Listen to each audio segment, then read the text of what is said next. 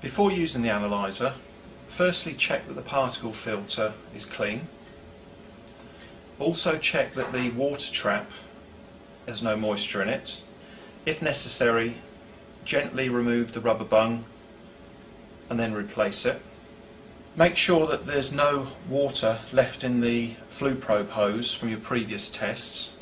Connect the hose to the bottom of the water trap. Connect the plug of the thermocouple into T1. Normally, if you have the head of the screw pointing towards you, that makes sure that the connections are around the right way. When you want to use the analyzer, the first thing to do is position the flue probe in fresh air to make sure you're not in an area with any carbon monoxide. Then press the on button. You can hear the pump start. It starts its countdown, briefly flashes up the battery status, the fuel and also the pressure units, and it continues its countdown.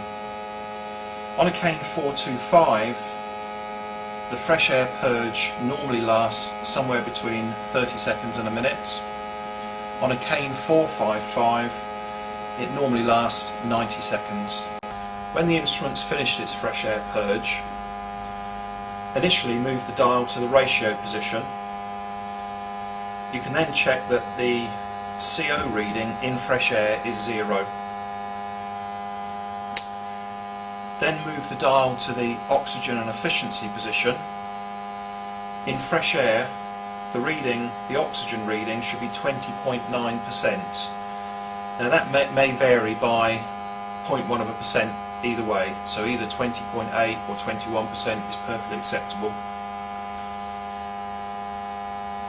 The TI figure here, that's the inlet temperature. When we switch the instrument on, that was the actual temperature of the thermocouple on the end of the flue probe, and the analyzer remembers that temperature as the inlet temperature.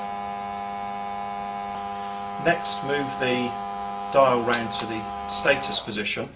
You notice that stops the pump. On the top line, it gives you battery status. If this is lower than 20%, either replace or recharge the batteries. You've got the clock, the calendar, and also on the bottom line, cal.